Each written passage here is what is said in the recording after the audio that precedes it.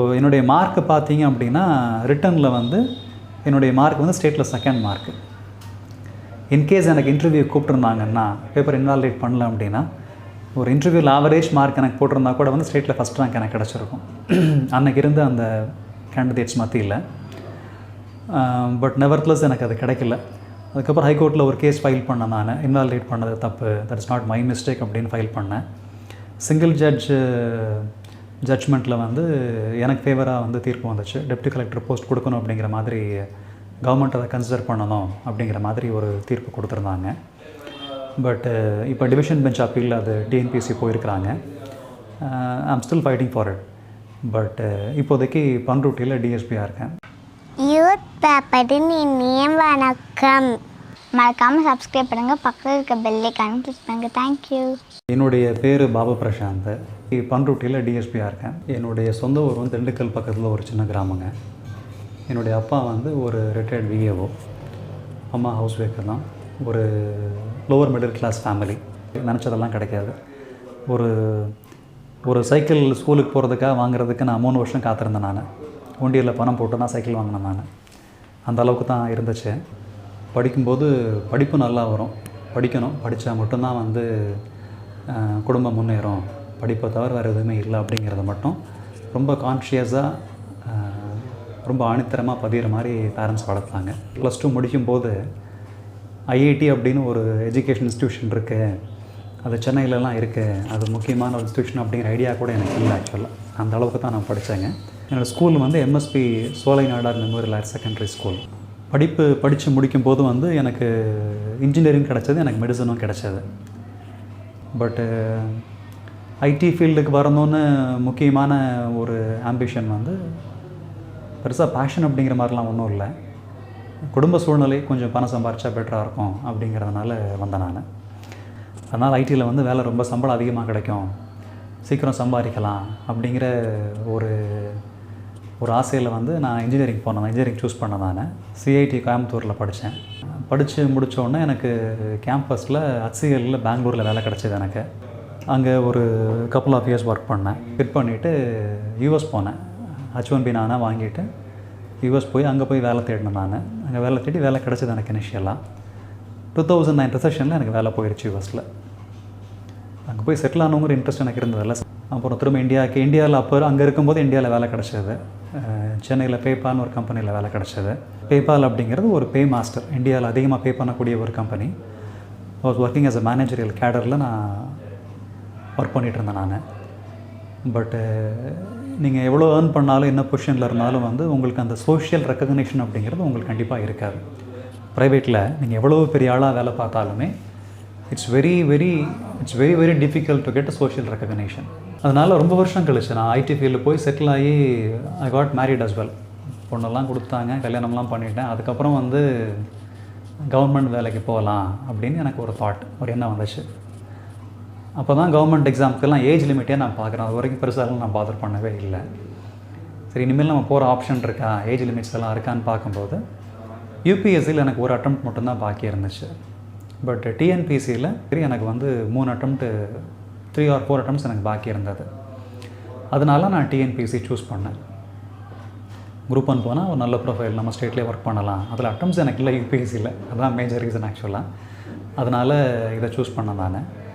Group 1 வந்து நான் choose பண்ணி ப்ரிப்பேர் பண்ண ஆரம்பித்தேன். குரூப் 1 ப்ரிப்பேர் பண்ணும்போது டெப்டி கலெக்டர் ஆகணும், ஐடியில் ஒர்க் பண்ணிவிட்டு அந்த ரெவன்யூ சர்வீஸ் போனோம் அப்படின்னா அது கொஞ்சம் பெட்டராக இருக்கும் அப்படின்னு அப்போ எனக்கு பட்டுச்சு.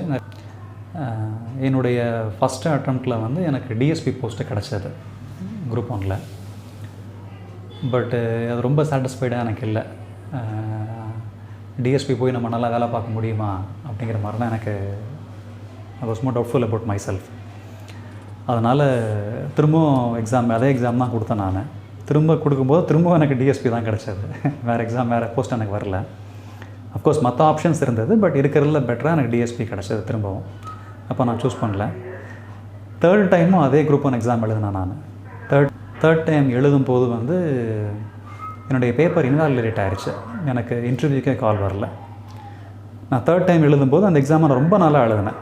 என்னுடைய ஃப்ளாஸ் எல்லாத்தையுமே வந்து ஒவ்வொன்றா குறைச்சி தேர்ட் அட்டெம்ப்ட் வந்து ரொம்ப பெஸ்ட்டாக நான் பண்ணேன், இருக்கிற அட்டெம்ப்ட்லேயே எனக்கு பெஸ்ட்டாக பண்ணேன். பட்டு என்னோடய பேப்பர் இன்வாலிடேட் ஆகிடுச்சு. எனக்கு ஆக்சுவலாக இன்டர்வியூ கால் வரல, மெயின்ஸ் முடிஞ்சோன்னே எனக்கு இன்டர்வியூ கால் வரல. I was bit dejected. அதுக்கப்புறம் அந்த செலெக்ஷன்லாம் முடிஞ்சதுக்கப்புறம் ஆர்டிஐ போட்டு என்னோடய பேப்பரை வாங்கினேன் நான். டிஎன்பிசியில் எப்படி அப்படின்னா அவங்க பேப்பரை எவாலுவேட் பண்ணிடுவாங்க, கம் வாட் எவருமே they will evaluate and put marks for all the papers.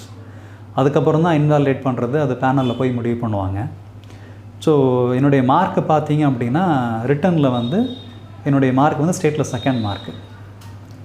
In case எனக்கு இன்டர்வியூ கூப்பிட்ருந்தாங்கன்னா பேப்பர் இன்வாலிடேட் பண்ணல அப்படின்னா ஒரு இன்டர்வியூவில் ஆவரேஜ் மார்க் எனக்கு போட்டிருந்தா கூட வந்து ஸ்டேட்டில் ஃபஸ்ட் ரேங்க் எனக்கு கிடச்சிருக்கும் அன்றைக்கி இருந்த அந்த கேண்டிடேட்ஸ் மத்தியில். பட் நெவர்த்லெஸ் எனக்கு அது கிடைக்கல. அதுக்கப்புறம் ஹைகோர்ட்டில் ஒரு கேஸ் ஃபைல் பண்ணேன் நான், இன்வாலிடேட் பண்ணது தப்பு, that is not my mistake அப்படின்னு ஃபைல் பண்ணேன்.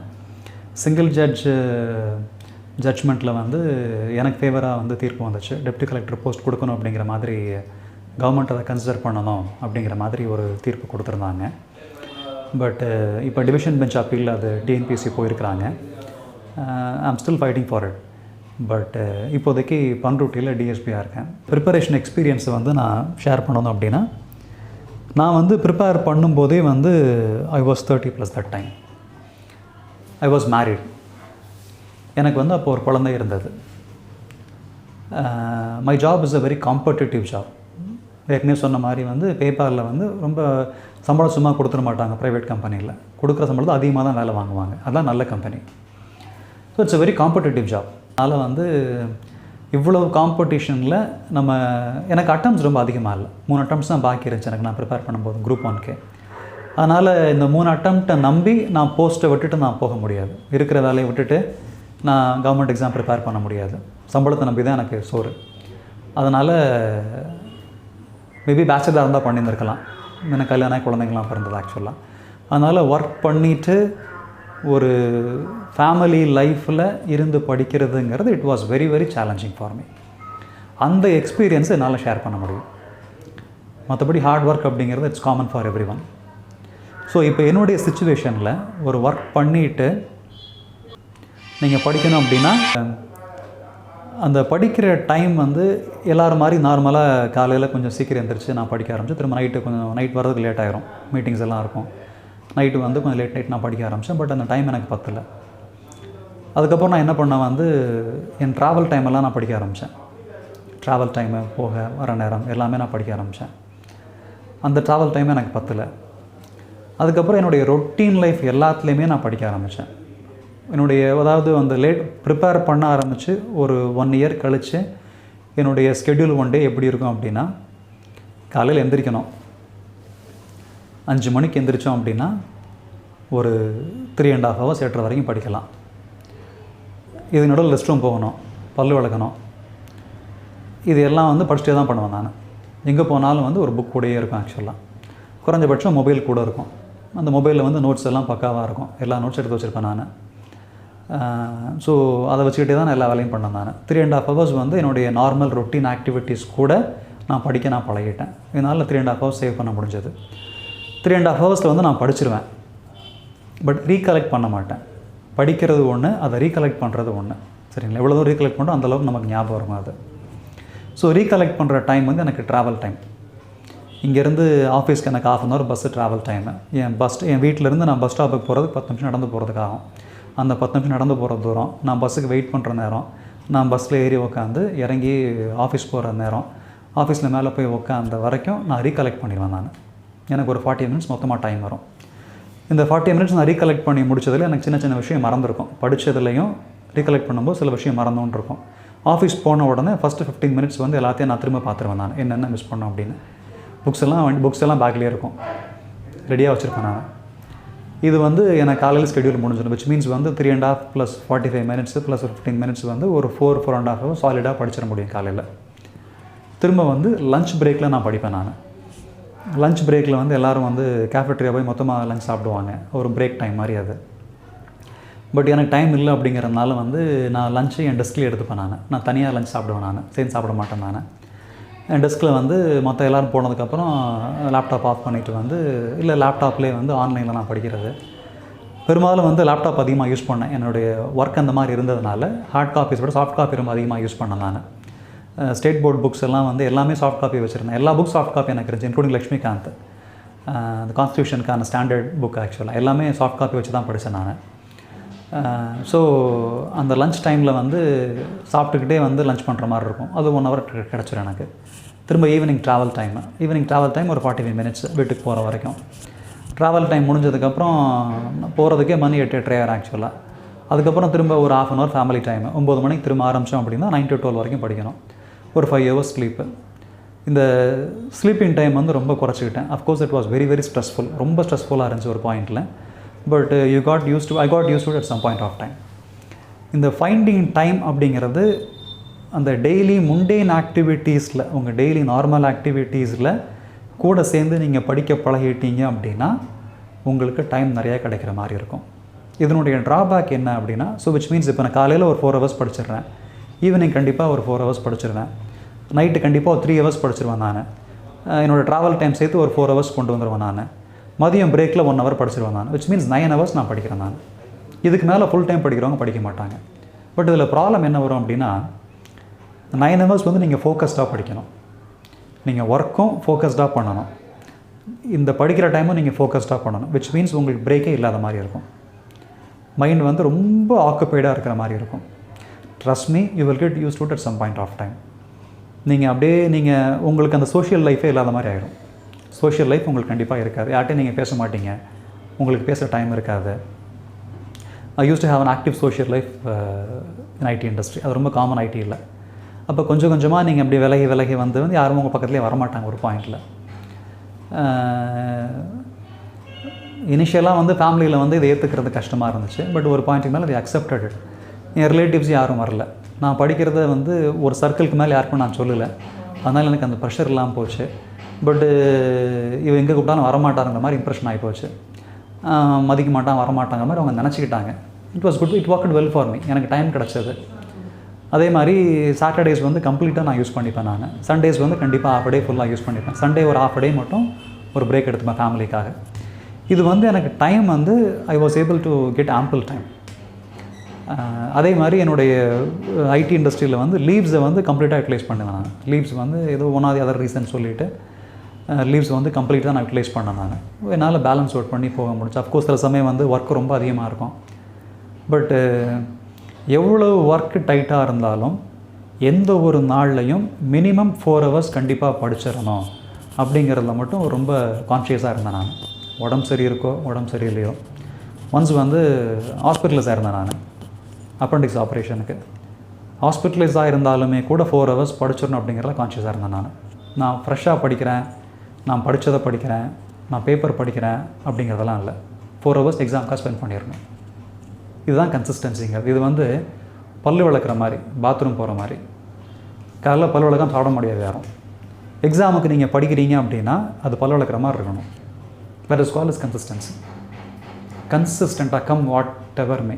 வீட்டில் இலை விழுந்தாலும், வீட்டில் கல்யாணம் ஆனாலும் கண்டிப்பாக பல்லு விளக்கு தான் சாப்பிடுவோம் நம்ம. அதில் எந்த மாற்றமும் இருக்காது. That is how you should find time. I am not saying that you should not have another life at all. You should have a social life. But it's very easy to find some minimal time. It might be 5 hours இருக்கலாம், 4 hours இருக்கலாம், அல்ல 3 hours இருக்கலாம். But ஆனால் அந்த 3 hours என்ன ஆனாலும், புயலோ மழையோ come whatever மே, என்ன ஆனாலும் கண்டிப்பாக அந்த 3 hours நான் படிப்பேன், அந்த 5 hours நான் படிப்பேன். அது தீபாவளியோ பொங்கலோ ஏதோ ஒன்று நான் படிப்பேன் அப்படின்னு எடுத்துக்கிட்டிங்கன்னா உங்கள் மைண்டு அதுக்கு டியூன் ஆயிரும். உங்களால் ஒரு பாயிண்ட்டுக்கு மேலே you will get so much use to it. நான் திரும்பவும் சொல்கிறேன், நீங்கள் ஃப்ரெஷ்ஷாக நீங்கள் படிக்கணும், நீங்கள் ரிமெம்பர் பண்ண அவசியம் இல்லை. நீங்கள் ஹாஸ்பிட்டலில் இருக்கீங்க, பெட்டில் இருக்கிறீங்க, புக்கு வச்சு சும்மா பார்த்துக்கிட்டுருங்க, இன்னும் புரட்டிகிட்ருங்க, பேப்பரை வச்சு பார்த்துக்கிட்டுருங்க, மேகசின் பார்த்துக்கிட்டுருங்க, படித்த திரும்ப ஒரு தடவை பாருங்கள். That is it. பட் ஆனால் அந்த 3 hours படிச்சிடணும். அந்த எக்ஸாமுக்காக 3 hours ஒர்க் பண்ணிடணும், அந்த 5 hours ஒர்க் பண்ணிடணும். இந்த கன்சிஸ்டன்சி உங்களுக்கு இருந்துச்சு அப்படின்னா you will not get deviated from the exam preparation. So I spoke about, so far I have spoken about 2 things. One is hard work, second one is consistency. So competitive exam பொறுத்த வரைக்கும் third important thing is guidance.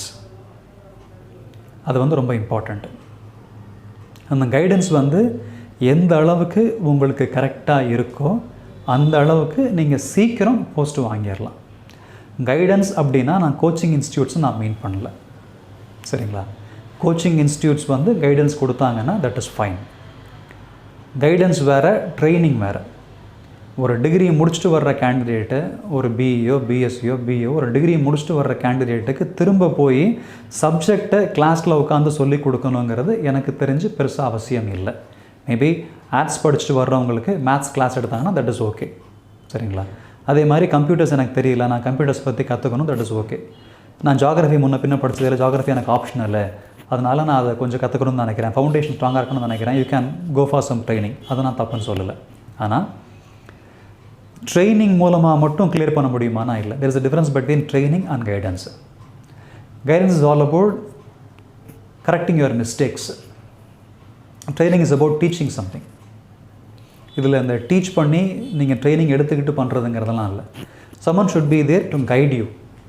அது வந்து coaching இன்ஸ்டியூட்டில் இருக்கிற ஒரு லெக்சரராக இருக்கலாம், அந்த coaching இன்ஸ்டியூட்டோடைய டைரக்டராக இருக்கலாம், உங்கள் சீனியர்ஸாக இருக்கலாம், உங்கள் ஃப்ரெண்ட்ஸாக இருக்கலாம், ஜெயிச்சவங்களாக இருக்கலாம், தோத்தவங்களாக இருக்கலாம். தோத்தவங்க நல்லா கைட் பண்ணுவாங்க உங்களுக்கு இன்ஃபேக்ட். பட் ஆனால் you should be getting the right guidance. என்னுடைய லிமிட்டட் அனுபவத்தை நான் என்ன பார்த்தேன் அப்படின்னா, காம்படிட்டிவ் எக்ஸாமில் தப்பான கைடன்ஸ் கொடுக்கறதுக்கு நிறைய பேர் இருக்காங்க. கைடன்ஸ் ப்ராப்பராக கொடுக்கறதுக்கு ரொம்ப கம்மியான பேர் தான் இருக்காங்க. அந்த தனக்கு கைட் பண்ணுறவங்க தன்னை கரெக்டாக கைட் பண்ணுறாங்களா தப்பாக கைட் பண்ணுறாங்க தெரியாமல் வழி தவறி டைம் எடுத்து கிளியர் பண்ணுற கேண்டிடேட்ஸ் ரொம்ப அதிகமான பேர். சில பேர் வந்து இப்போ எல்லா யூபிஎஸ்சி இன்டர்வியூஸ்லையும் நீங்கள் பார்ப்பீங்க, சில கேண்டிடேட்ஸ் வருஷம் ஃபஸ்ட் அட்டெம்ப்டில் கிளியர் பண்ணிடுவாங்க. they will be hard working, they will be consistent, they will be smart, but they will be getting the right guidance. ஆக்சுவலாக எப்படி அந்த எக்ஸாமுக்கு ப்ரிப்பேர் பண்ணணும் அப்படிங்கிறது உங்களுக்கு ரொம்ப நல்லா தெரிஞ்சிருக்கும். இந்த கைடன்ஸ் வந்து உங்களுக்கு ப்ராப்பராக கொடுக்கறதுக்கு ஒரு ஆள் இருக்கணும். இந்த கைடன்ஸ் உங்களுக்கு ப்ராப்பராக இருந்துச்சு அப்படின்னா நீங்கள் அந்த எக்ஸாமை சீக்கிரம் கிளியர் பண்ணிடலாம். இல்லைனாலும் கிளியர் பண்ணலாம், but eventually you should be. இல்லைனா you will become a guide by yourself. நீங்களே உங்கள் மிஸ்டேக்ஸ் பண்ணி நீங்கள் கற்றுப்பீங்க. அது ரொம்ப வருஷம் ஆயிரும், அவ்வளோதான். யாராவது ஒருத்தர் எல்லாம் தெரிஞ்சு அந்த மிஸ்டேக்ஸ் எல்லாம் தெரிஞ்சு அறிஞ்சு புரிஞ்சு உங்களை பற்றி நல்லா தெரிஞ்சுக்கிட்டு புரிஞ்சுக்கிட்டு உங்கள் ப்ரொஃபைல், உங்கள் ஹேண்ட் ரைட்டிங், உங்கள் ப்ரெசன்டேஷன், உங்கள் மெட்டீரியல் கண்டென்ட் எல்லாம் தெரிஞ்சுக்கிட்டு உங்களுக்கு கஸ்டமைஸ்டாக ஒருத்தர் கைட் பண்ணார் அப்படின்னா you can clear it much more easily. Writing skill அப்படிங்கிறது ரொம்ப இம்பார்ட்டண்ட். நீங்கள் காம்படிட்டிவ் எக்ஸாமில் நீங்கள் கடைசியாக டிஸ்கிரிப்டிவ் எக்ஸாமில் தான் உங்களுக்கு முக்கியமான மார்க்ஸ் வரப்போகுது. அதே மாதிரி நீங்கள் டிஸ்கிரிப்டிவ் எக்ஸாம் வந்து நீங்கள் எழுதணும். நீங்கள் எக்ஸாமை எழுதி நீங்கள் பார்க்கணும். இந்த எக்ஸாம் ப்ரிப்பரேஷன்லேயே படிக்கிறதுங்கிறது ஒரு பார்ட்டு, அந்த படித்ததை நீங்கள் ப்ரெசன்ட் பண்ணுறதுங்கிறது செகண்ட் பார்ட்டு. படிக்கிறதுக்கு எவ்வளவு இம்பார்ட்டன்ஸ் இருக்கோ அதே அளவு இம்பார்ட்டன்ஸு அந்த ப்ரெசன்டேஷனுக்கும் இருக்குது. பர்சனாலிட்டி டெஸ்ட்டில் உங்களுக்கு எவ்வளவு நாலேஜ் இருந்தாலும் எப்படி நீங்கள் பேசுகிறீங்க அப்படிங்கிறத பொறுத்து தான் உங்கள் மார்க்கு. எப்படி நீங்கள் ப்ரெசென்ட் பண்ணுறீங்க அப்படிங்கிறத பொறுத்து தான் உங்களுக்கு மார்க்கு. உங்களுக்கு என்ன தெரியும் அப்படிங்கிறது செகண்டு. தெரிஞ்சதை தெரியாததை நீங்கள் எப்படி சொல்கிறீங்க அப்படிங்கிறதுக்கு தான் இட் கிவ்ஸ், அதுக்கு தான் ஃபஸ்ட் இம்பார்ட்டன்ஸ். அதே மாதிரி தான் ரிட்டன் டிஸ்கிரிப்டிவ் எக்ஸாமினேஷனில் உங்களுக்கு தெரிஞ்சதை நீங்கள் எப்படி ப்ரெசென்ட் பண்ணுறீங்க அப்படிங்கிறது ரொம்ப இம்பார்ட்டண்ட். இதுக்கு என்ன பண்ணலாம் அப்படின்னா, நீங்கள் ஒரு கோச்சிங் இன்ஸ்டியூட்டில் இருக்கிறீங்க, நீங்கள் ப்ரிப்பேர் பண்ணுறீங்க அப்படின்னா ஒரு 50 ஆன்சர் ஷீட்டை வாங்கி நீங்கள் திருத்தி பாருங்கள். நான் அதை பண்ணியிருக்கேன். நீங்கள் திருத்தும்போது உங்களுக்கு அந்த திருத்துறவருடைய ஓரியன்டேஷன் உங்களுக்கு கிடைக்கும். நீங்கள் 40 பேப்பர் திருத்தும் போது ஃப்ரெஷ்ஷாக இருப்பீங்க. 41 அப்படியே ஒரு ஃபேட்டிக் வரும் உங்களுக்கு. நல்லா எழுதுனா கூட அந்த கண்டென்ட்டை படித்து பார்க்குறதுக்கு உங்களுக்கு தோணாது. அப்போ அது எப்படி நீங்கள் ஹைலைட் பண்ணுறீங்க, எப்படி அது ப்ரெசன்டபிளாக இருக்குது, பார்த்தோன்னே எப்படி அப்பீலிங்காக இருக்குது அப்படிங்கிற ரொம்ப இம்பார்ட்டண்ட்டு. ஸோ அந்த ப்ரெசன்டேஷன் ரொம்ப இம்பார்ட்டண்ட். ஸோ நீங்கள் திரும்ப நீங்கள் எழுதி பார்க்கணும். இதே மாதிரி இது டைமர் வச்சு அந்த ஃபைனல் எக்ஸாம் எழுதுகிற மாதிரியே சிலபஸ் நீங்கள் மாற்றி வச்சுக்கலாம். It can be a small syllabus, it can be huge syllabus. But ஆனால் திரும்ப எழுதி பார்க்கணும். நிறைய பேர் வந்து படிப்பாங்க, பட் ஆனால் டெஸ்ட்டுக்கு வர மாட்டாங்க. அந்த டெஸ்ட்டுக்கு வந்து நீங்கள் ஈக்குவல் இம்பார்ட்டன்ஸ் கொடுக்கணும். படிக்கிறது எப்படியோ அதே அளவு டெஸ்ட் எழுதுறதும் முக்கியம். உங்களுக்கு கொடுக்கப்படுற கைடன்ஸு அதே மாதிரி அந்த எழுதுகிற டெஸ்ட்டை எவாலுவேட் பண்ணுறவங்க எக்ஸ்பர்ட்ஸாக இருக்கணும். எவாலுவேட் பண்ணுறவருக்கு அந்த எக்ஸ்பர்ட் நாலேஜ் இருக்கணும். ஸ்டூடெண்ட்ஸை எவாலுவேட் பண்ணுவாங்க. I'm not saying it is wrong. Students evaluate பண்ணுறது நான் தப்புன்னு சொல்லலை. பட் அந்த எவாலுவேட் பண்ணுற ஸ்டூடெண்ட்ஸுக்கு அந்த ஒரு எவாலுவேட்டர், ஒரு யூபிஎஸ்சி, ஒரு குரூப் ஒன் எவாலுவேட்டர், ஒரு யார் எவாலுவேட் பண்ணுவாங்க? ஒரு சீனியர் ப்ரொஃபஸர் எவாலுவேட் பண்ணுவார். அந்த ப்ரொஃபஸர் எப்படி அந்த பேப்பரை பார்ப்பார் அப்படிங்கிற அளவுக்கு பார்க்குற மெச்சூரிட்டி இருந்துச்சுன்னா தே கேன் எவாலுவேட். ஸோ நீங்கள் டெஸ்ட்டை கரெக்டாக எழுதணும். அந்த டெஸ்ட்டு பேப்பரை எவாலுவேட் பண்ணுறவங்க ஒரு நல்ல எக்ஸ்பர்ட்ஸாக இருக்கணும். திரும்ப சொல்கிறேன், experts doesn't mean they should be professors. It can even be students. But அந்த ஸ்டூடெண்ட்ஸுக்கு அந்த எக்ஸ்பர்ட், அந்த ப்ரொஃபஸருக்கு இருக்கிற அந்த மெச்சூரிட்டியும் அந்த டெப்த் ஆஃப் நாலேஜும் இருக்கணும்.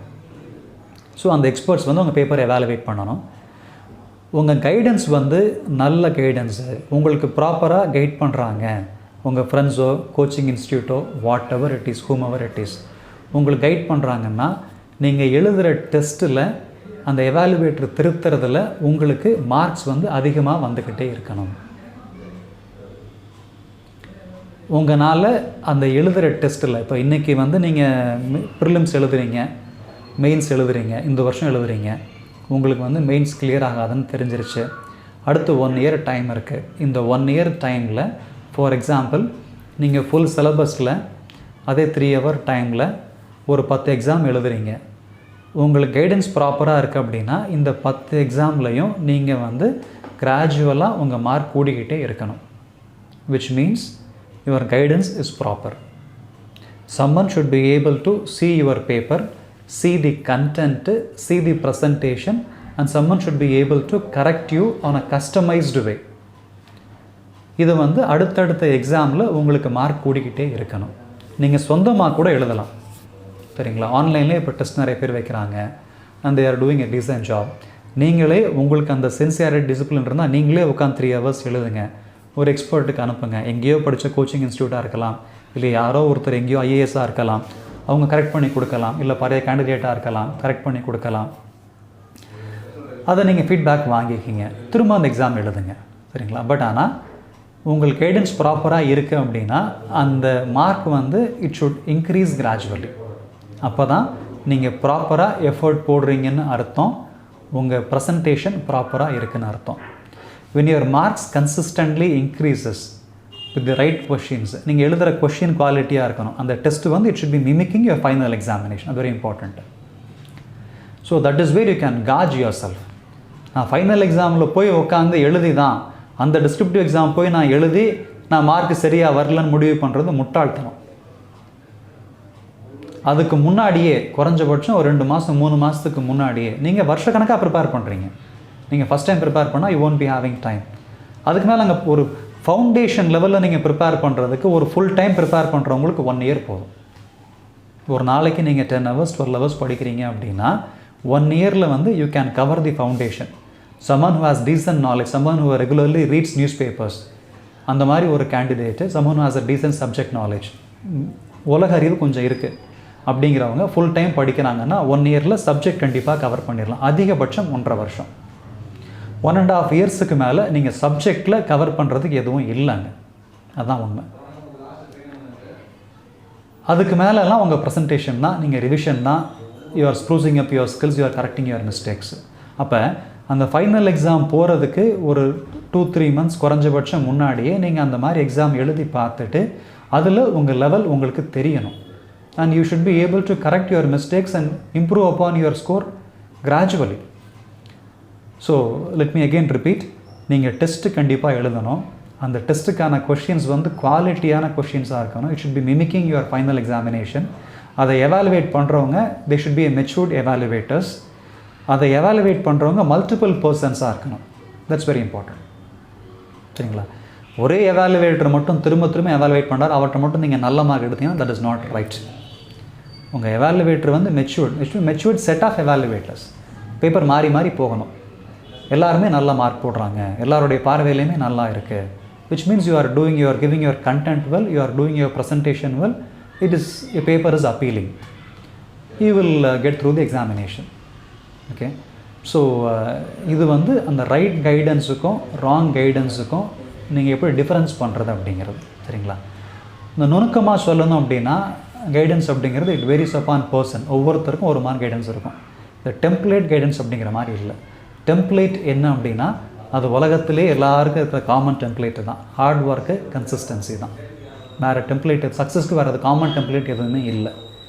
இந்த கைடன்ஸ் அப்படிங்கிறது it is customisable for every person, it's customisable for every subject.